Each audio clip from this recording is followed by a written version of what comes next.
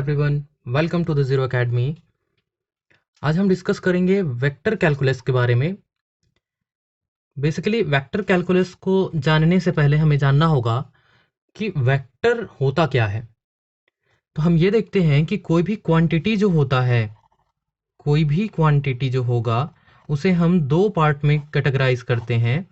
एक हम कहेंगे जिसको स्केलर, जिसे हिंदी में हम अदिश कहते हैं, और दूसरा होता है वेक्टर, जिसे हम हिंदी में सदिश कहते हैं। स्केलर एंड वेक्टर की यदि हम बात करें कि स्केलर होगा क्या, तो कोई एक ऐसा फंक्शन या ऐसा क्वांटिटी जिसमें केवल और केवल मैग्नीट्यूड होता हो,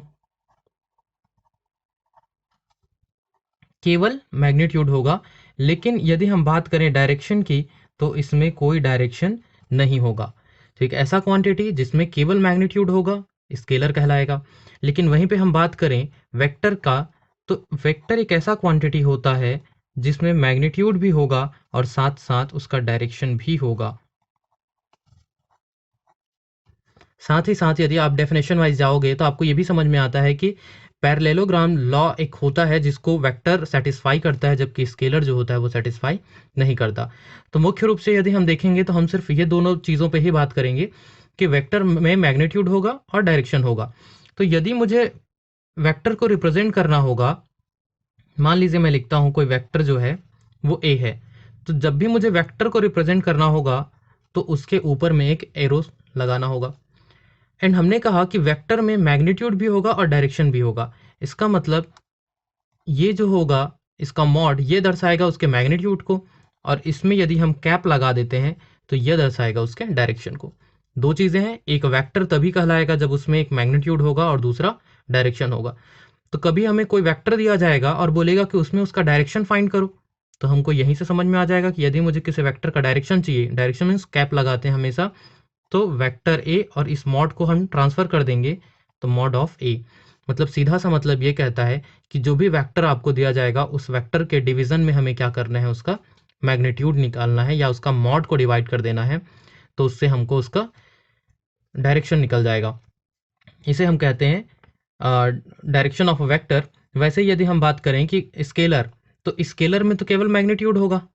सीधी सीधी सी बात है। जैसे कि हम बात करते हैं कि मान लीजिए 2 किलोमीटर का डिस्टेंस है, अगर हम डिस्टेंस की बात कर रहे हैं जिसमें कोई डायरेक्शन नहीं है, तो सिर्फ एक मैग्नीट्यूड मिलता है कि 2 किलोमीटर, 2 एक मैग्नीट्यूड है, 5 किलो शक्कर तो 5, तो ऐसा कुछ एक मैग्नीट्यूड बस रहेगा, उसमें डायरेक्शन की बात नहीं होगा, तो वो कहलाएगा हमारा स्केलर। तो ये तो था क्वांटिटी का। यदि मैं इसको एज अ फंक्शन की बात करूं, फंक्शन के रूप में बात करें,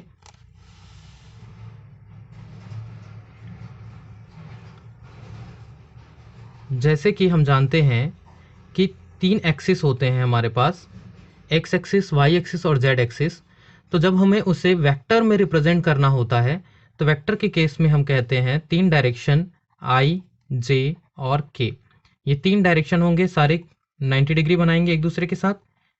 मतलब आप बस ये समझिए कि जैसा आप एक्स वाई जेड 3 एक्सिस लेते थे, 3 प्लेन लेते थे, वैसे ही 3 प्लेन हम वेक्टर के केस में लेंगे तो हम उसको आई जे के बोलेंगे।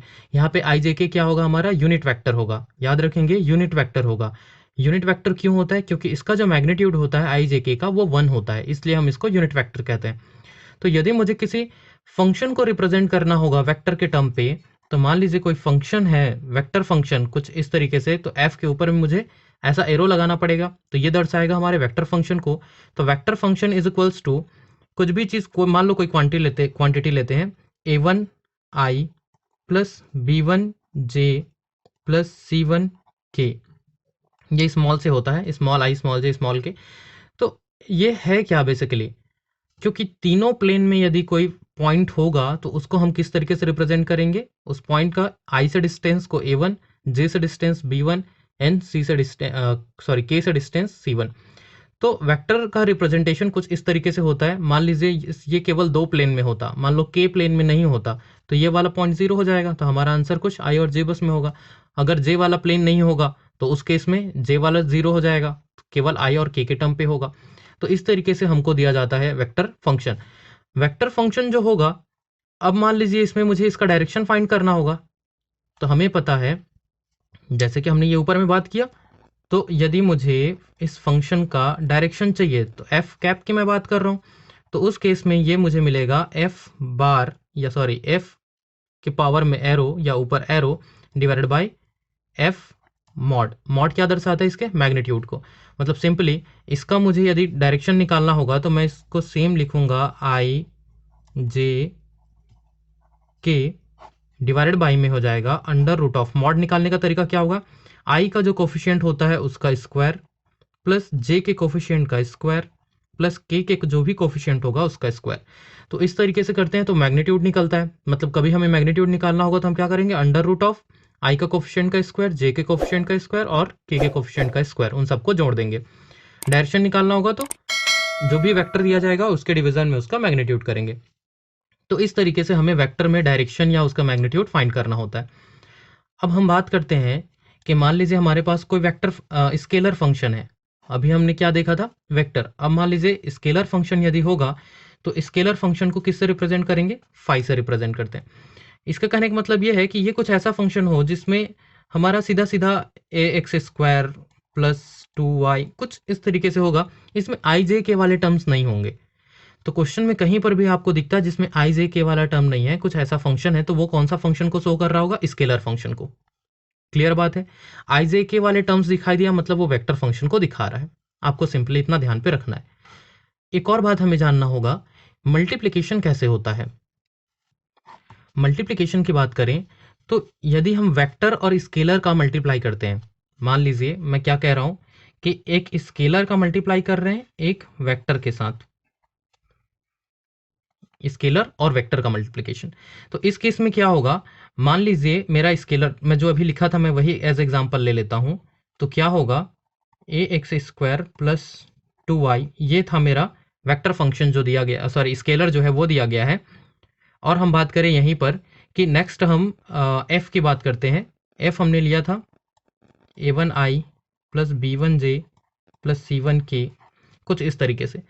तो जब भी स्केलर और वेक्टर का मल्टीप्लिकेशन होगा तो स्केलर वाला ये जो क्वांटिटी है इसका आई वाले के साथ अलग से मल्टीप्लाई होगा, जे वाले के साथ अलग से और के वाले के साथ अलग से, तीनों के साथ मल्टीप्लाई होगा, तीनों एक्सिस वालों के साथ। चाहे स्केलर का वैल्यू इधर जितना भी लंबा हो, इंडिविजुअली तीनों के साथ मल्टीप्लाई होता है। जैसे कि हम सिंपली हम ये देखते हैं कि इसके सामने मान लो कोई संख्या रहता, केवल 2 का गुणा होता, तो 2 का गुणा इसके साथ भी, इसके साथ भी और इसके साथ भी। कुछ उसी तरीके से ही है कि स्केलर जो होता है उसका वेक्टर के साथ यदि हम मल्टीप्लाई करते हैं तो तीनों के साथ इंडिविजुअल मल्टीप्लाई होता है। अब बात करें यदि हम वेक्टर और वेक्टर का मल्टीप्लिकेशन कैसे होगा, हम क्या देखना चाह रहे हैं? वेक्टर का मल्टीप्लाई देखना चाह रहे हैं वेक्टर के साथ। जब इन दोनों का मल्टीप्लिकेशन होता है वेक्टर का गुणा वेक्टर के साथ तो दो तरीके से होता है। एक जो होता है उसको हम कहते हैं डॉट प्रोडक्ट और दूसरा होता है क्रॉस प्रोडक्ट।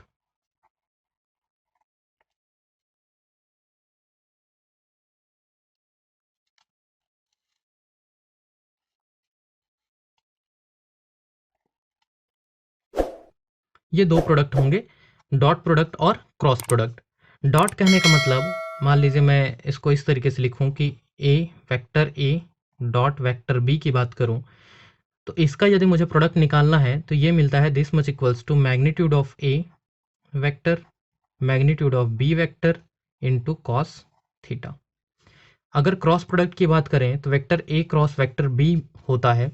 अब हमें पता है कि एक वेक्टर में ऐसे ही आई जे के वाले होते हैं, वैसे बी वाले भी आई जे के वाले होते हैं, तो इसको हम मैट्रिक्स वाले फॉर्म से मल्टीप्लाई करते हैं। या अगर हम साइन और कॉस की टर्म में बात करें तो ये हो जाता है magnitude of A into magnitude of B, इसके साथ मल्टीप्लाई हो जाता है साइन थीटा का।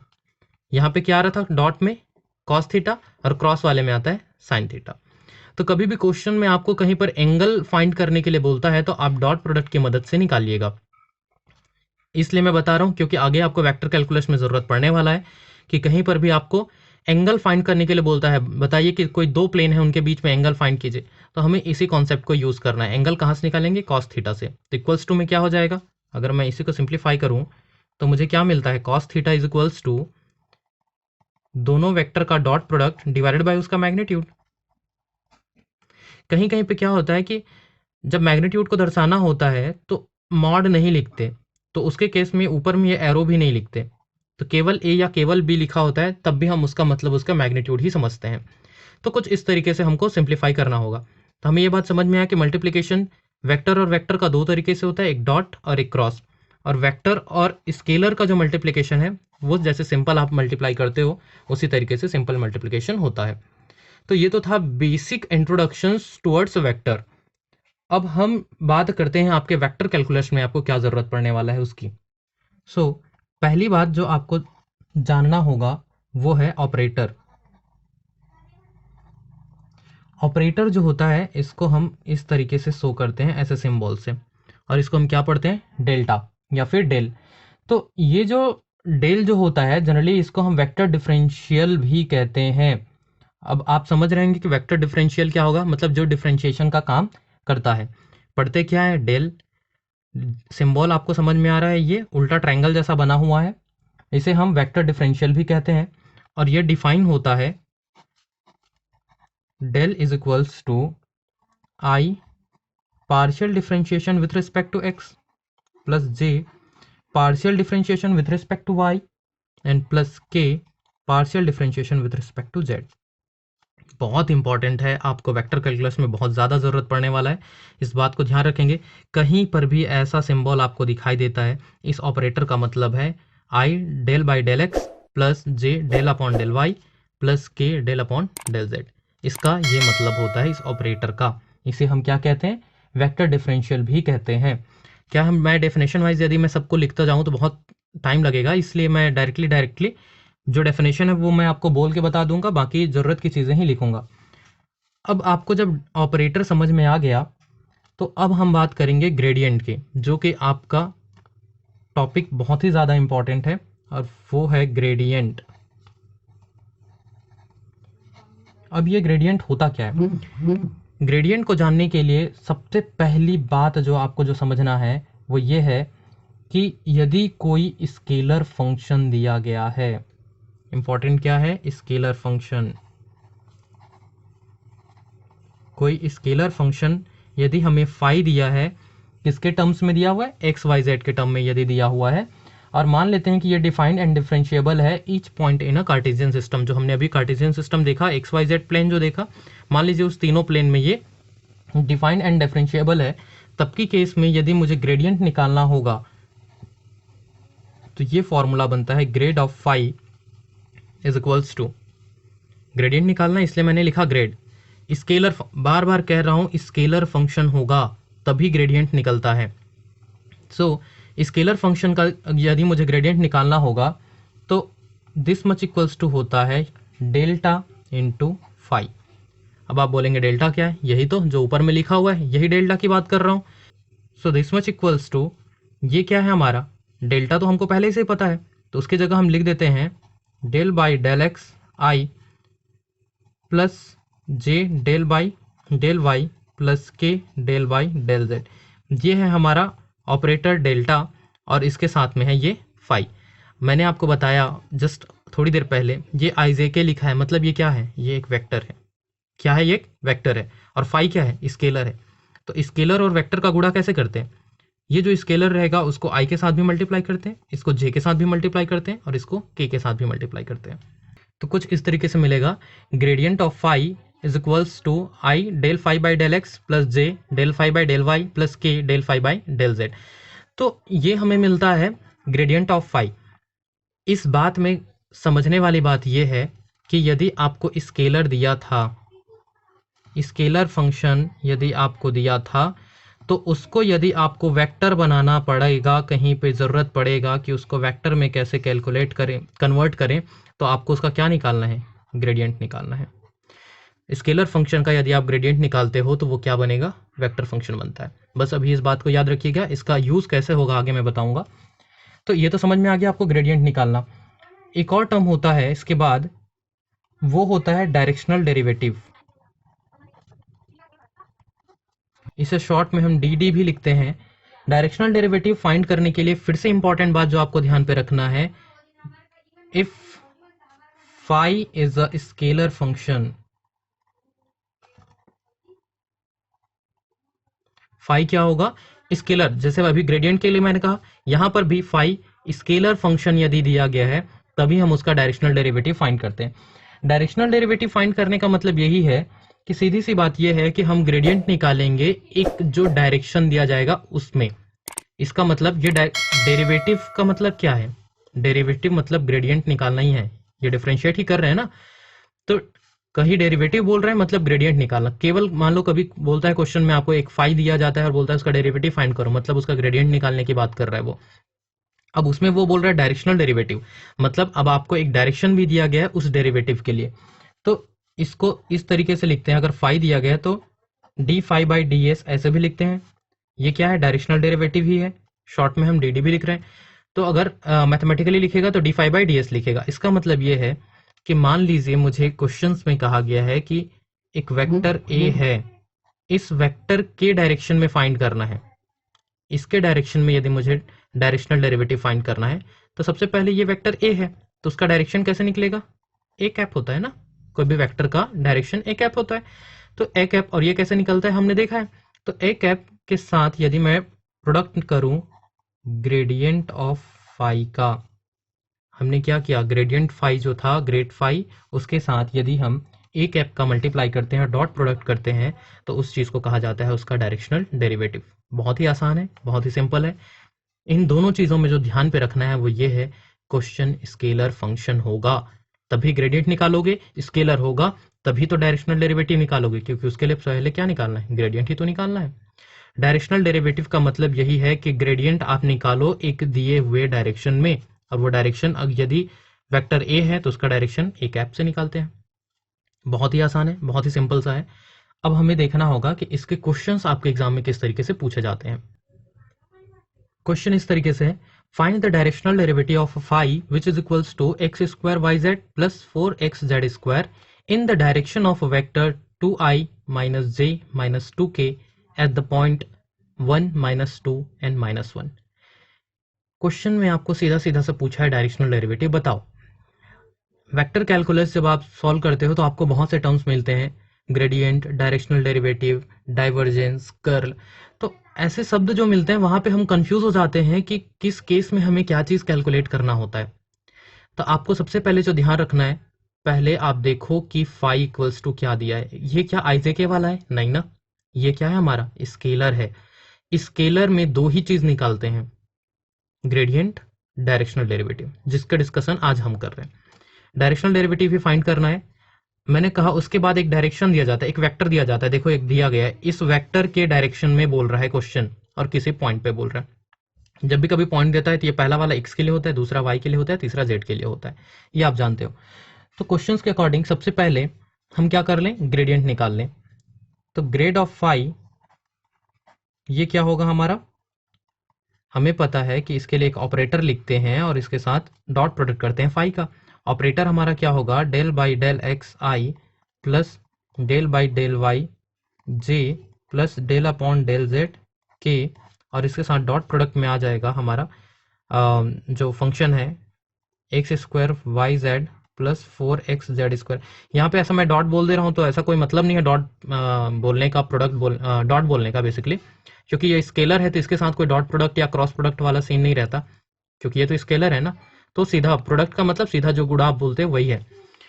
जब स्केलर का होगा तो मैंने कहा आई के साथ अलग से गुणा होगा, जे के साथ अलग से, के साथ अलग से। तो ये हो जाएगा डेल बाई डेल एक्स, ये जो टोटल फंक्शन है x square Y Z plus 4xz square, इसके साथ I plus del by del Y of X square Y Z plus 4xz square, इसके साथ में हो जाएगा J plus del upon del Z of X square Y Z plus 4xz square, और इसके साथ हो जाएगा के कैप। एक्चुअल में ये आइजेक के जो लिखा होता है या तो स्मॉल स्मॉल लिखेगा या तो उसके साथ कैप लगा के जरूर देता है, पर जनरली हम लोग लिखते समय भूल जाते हैं उस चीज़ को, आप ध्यान रखेंगे। अब आपको करना क्या है, ये क्या है, डेल बाई डेल एक्स कहने का मतलब क्या है, पार्शियल डिफरेंशिएशन है, पार्शियल डेरिवेटिव है। पार्शियल कहने का क्या मतलब होता है कि जब हम एक्स के रिस्पेक्ट में कर रहे हैं तब की केस में एक्स वाला ही को ही डिफरेंशिएट करते हैं, बाकी को हम एज अ कांस्टेंट ट्रीट करते हैं। तो उस हिसाब से यदि हम इसको डिफरेंशिएट करें तो यहाँ पे इसका डिफरेंशिएशन होगा तो वो हो जाएगा 2xyz एज अ कांस्टेंट रहेगा, प्लस यहाँ पे x का डिफरेंशिएशन 1 हो जाएगा तो हो जाएगा 4z स्क्वायर, इसके साथ में होगा i प्लस अब यहाँ पे हम क्या करेंगे, y के रिस्पेक्ट में डिफ्रेंशिएट करेंगे, तो y को y के अलावा बाकी को हम एज अ कांस्टेंट ट्रीट करेंगे। तो एक्स स्क्वायर जेड प्लस 4, अच्छा यहाँ पे तो y वाला टर्म है ही नहीं, तो ये टोटल क्या हो जाएगा हमारा 0, तो इसके साथ हो गया j प्लस इसमें हम z के रिस्पेक्ट में करेंगे तो ये दोनों कांस्टेंट हो जाएगा, तो एक्स स्क्वायर वाई, इसमें भी है z, तो ये हो जाएगा, ये सामने 2 आएगा तो 8xz, इसके साथ में है k। तो ये टोटल वैल्यू हमको क्या मिल गया, ग्रेडियंट ऑफ फाई। अब दूसरी चीज हमें ये पता है कि जो वेक्टर जो हमें क्वेश्चन में दिया गया था उस वेक्टर का हमें डायरेक्शन चाहिए। तो गिवन वेक्टर क्या था हमारा, ये हमें दिया गया, मान लीजिए मैं इसको a लेता हूं, तो ये है 2i माइनस जे माइनस 2k, ये दिया गया है। तो इसका कैप यदि मुझे निकालना है, पहले इसका डायरेक्शन निकाल दूं। तो डायरेक्शन निकालने के लिए मैंने आपसे बात किया था कि जो भी वेक्टर दिया जाता है उस वेक्टर में उसके मॉड को हम डिवाइड कर देते हैं। मीन्स आई का कोफिशिएंट क्या है 2 का स्क्वायर, फिर जे वाला जो है सामने -1 उसका स्क्वायर, फिर के के सामने में जो है -2 उसका square. This implies that 2i minus J minus 2k ये हो जाएगा, एंड डिवाइडेड बाई, इसको सिंप्लीफाई करेंगे तो ये 4 और ये 4 8 और +1 9, तो मतलब स्क्वायर रूट से बाहर आएगा तो ये हो जाएगा 3। तो ये हमको निकल गया इसका ए कैप, डायरेक्शन निकल गया, ग्रेडियंट ऑफ फाई निकल गया। अब हमें डायरेक्शनल डेरिवेटिव के लिए क्या करना है, दोनों का multiplication. D phi phi d s is equals to a cap into gradient of phi, यही होता है।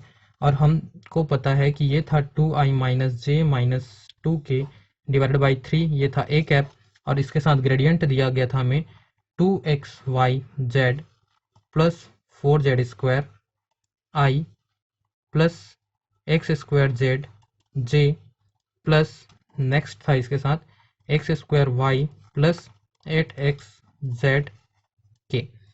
तो ये था हमारे पास डॉट प्रोडक्ट के साथ में, ये ऐसा, ये ग्रेडियंट ऑफ फाई एक साथ, और ये डॉट प्रोडक्ट है। देखो ये भी आई वाले हैं, ये भी जे वाला के वाला। हमें एक बात और पता है, जब हम प्रोडक्ट लेते हैं, जब आई और आई का डॉट प्रोडक्ट होता है, आई डॉट आई या जे डॉट जे या के डॉट के, सेम का जब मल्टीप्लाई होता है तो हमें मिलता है 1।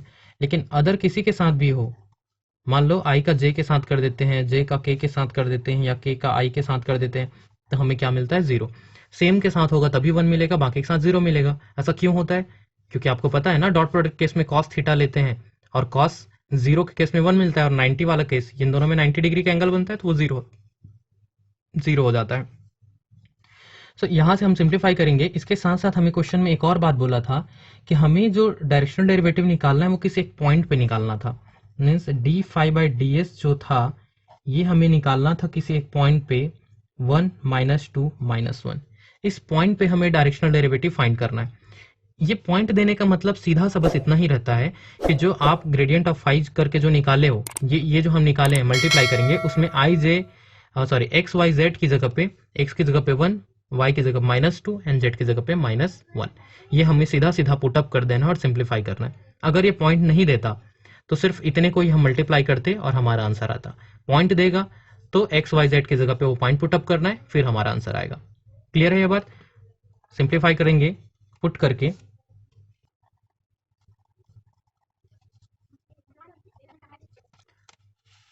सिंप्लीफाई करने से ये हमें मिलता है डायरेक्ट, जब हम वैल्यू पुटअप कर देंगे तो फाइनल आंसर हमारा जो आएगा वो है 37/3। ये आप सिंप्लीफाई कर लेंगे और यही क्या है हमारा रिक्वायर्ड सॉल्यूशन या रिक्वायर्ड आंसर जो हमें चाहिए था। होप सो आपको पूरा प्रोसेस समझ में आया होगा कि हमने किस तरीके से काम किया है, किस तरीके से हमने डायरेक्शनल डेरिवेटिव निकाला है। बहुत ही आसान था, आपको ए कैप निकालना था और ग्रेडियंट निकालना था, दोनों का मल्टीप्लाई कर देना था, ये दोनों का मल्टीप्लाई हो गया, जिस पॉइंट पे बोला था तो एक्स वाई जेड की जगह वो पॉइंट पुटअप कर देना था, सिंपली आपका आंसर आ गया। तो ये तो था डायरेक्शनल डेरिवेटिव। एक और क्वेश्चन करते हैं। अब कुछ इंपॉर्टेंट बात मैं आपको बता देता हूँ। क्या है कि हम वीडियो में बहुत सारे क्वेश्चंस की प्रैक्टिस एक साथ तो नहीं कर सकते, इसीलिए मैं आपको वो कुछ वर्ड बता देता हूँ, क्योंकि क्वेश्चंस जब पूछा जाता है तो हमें कन्फ्यूज़न होता है कि हम इस केस में क्या निकालें। तो वो चीज़ें मैं आपको बता देता हूँ, फिर क्वेश्चन की प्रैक्टिस आप खुद कर सकते हैं। जैसे क्वेश्चन कहीं पे बोलता है कि कोई 2 वेक्टर दिया गया है या कोई 2 स्केलर भी देता है। जनरली क्वेश्चन देता है स्केलर मतलब φ1 एंड φ2 देता है आपको, और ये कहता है कि ये जो 2 प्लेन के इक्वेशन है ये एक दूसरे को ऑर्थोगोनली कट करते हैं। ऑर्थोगोनली की बात करता है कि दो स्केलर फंक्शन दिया जाता है और बोलता है ऑर्थोगोनली कट करते हैं, तब के केस में उनके बीच का आप एंगल फाइंड कीजिए। या कुछ चीज़ों का कुछ कांस्टेंट वैल्यू आपको फाइंड करने के लिए बोलता है। ध्यान बस ये रखिए, अगर दो स्केलर दिया है और ऑर्थोगोनल शब्द बोला है, ऑर्थोगोनल शब्द कहने का मतलब होता है कि वे एक दूसरे को 90 डिग्री में कट कर रहे हैं। ये φ1 और ये φ2 दोनों के बीच में कितना कोण बनेगा, 90 डिग्री। मतलब सिंपली ये कहता है कि theta is equals to 90 degree है, ये ऐसा कहना चाह रहा है। आपको पता है कि मल्टीप्लिकेशन अगर आप बात करें तो ये तो स्केलर और स्केलर है, तो हमें इसको पहले किस में चेंज करना पड़ेगा, वेक्टर एंड वेक्टर में। तो यदि आप इसको वेक्टर में बदलना चाहते हो, इसको आप वेक्टर में बदलना चाहते हो, उसके बाद दोनों के बीच में डॉट मल्टीप्लाई कर दो। डॉट प्रोडक्ट यदि आप निकालोगे तो हमको पता है कि cos 90 डॉट में क्या आता है, cos थीटा आता है, और 90 डिग्री 0। हमें तो यही पता था ना, ए बी cos थीटा होता है यदि vector A dot vector B की बात करें तो, और cos 90 इज इक्वल्स टू क्या होता है, 0। तो A dot B is equals to क्या मिलेगा, 0। अगर वो ऑर्थोगोनली बोल रहा है, इसका मतलब इन दोनों का प्रोडक्ट क्या होगा, 0। तो ये वेक्टर बनेगा कैसे, ये स्केलर से वेक्टर कैसे बनेगा, ये इंपॉर्टेंट है। तो इस केस में मैंने आपको थोड़ी देर पहले ही बताया था, जब स्केलर दिया जाएगा यदि आप उसका ग्रेडियंट निकाल दो तो वो वेक्टर में बदल जाता है। तो कुल मिला के अगर ऐसा क्वेश्चन दिया है तो आपको करना क्या है, ग्रेडियंट ऑफ फाई का डॉट प्रोडक्ट कर देना ग्रेडियंट ऑफ φ2 के साथ इज इक्वल्स टू 0। ये स्टेटमेंट आपको प्रूफ करता है ऑर्थोगोनली के लिए। अब इसमें जो भी कंडीशन आपको जो क्वेश्चन पूछा जाएगा वो आप बता पाओगे। क्लियर है। एक और बात पूछा जाता है क्वेश्चन में, एक और टर्म जो यूज करता है, find the greatest rate of increasing. एक ये टर्म पूछता है, आपको कोई फंक्शन दिया जाता है फाई जो दिया जाएगा और पूछता है कि उसका find the greatest rate of increasing. कभी ऐसा टर्म क्वेश्चन में पूछता है तब की केस में ध्यान रखिएगा, फाई जो होता है आपका स्केलर फंक्शन होता है, उसको हम पहले वेक्टर बनाते हैं और वेक्टर बनाने के लिए हमें पता है कि हम उसका ग्रेडियंट निकालते हैं। तो ग्रेड ऑफ फाई पहले निकालिएगा, इस ग्रेड ऑफ फाई का मॉड कीजिएगा। मॉड कैसे निकालते हैं मैंने आपको बताया था थोड़ी देर पहले ही। तो उसका आप मॉड कीजिएगा, ये एक वेक्टर फंक्शन बन जाएगा और उस वेक्टर का मैग्नीट्यूड जो निकालते हैं वही होता है ग्रेटेस्ट रेट ऑफ इंक्रीजिंग। बात क्लियर है। तो कुछ क्वेश्चन इस तरीके से भी पूछे जाते हैं। एक और क्वेश्चन जो पूछा जाता है इसी के केस में, इसी में बोला जाता है कोई दो प्लेन दिया गया है उसके बीच का एंगल फाइंड करो।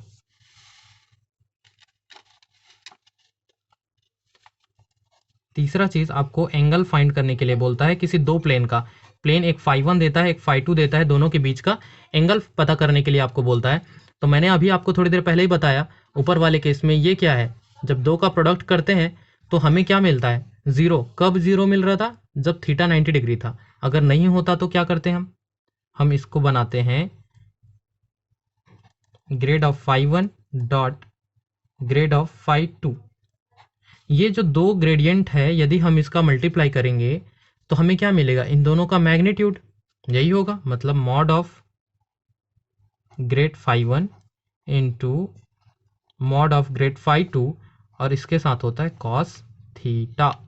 क्या मिलेगा, कॉस थीटा। आपको यही थीटा निकालना होता है। ये क्या है, दो वेक्टर का गुणा ही तो है, A vector B is equals to उन दोनों का magnitude into cos theta. Dot product का कॉन्सेप्ट है सिंपल सा, कॉस थीटा निकालना है, इन मैग्नीट्यूड को क्या करना पड़ेगा, इधर ट्रांसफर करना पड़ेगा आपको। मतलब simply gradient of φ1 dot gradient of φ2 और इसके साथ आपको डिवाइड कर देना इन दोनों के मॉड को। तो इससे हो जाएगा कॉस थीटा के इक्वल और आपको यहाँ से थीटा आसानी से कैलकुलेट हो जाएगा।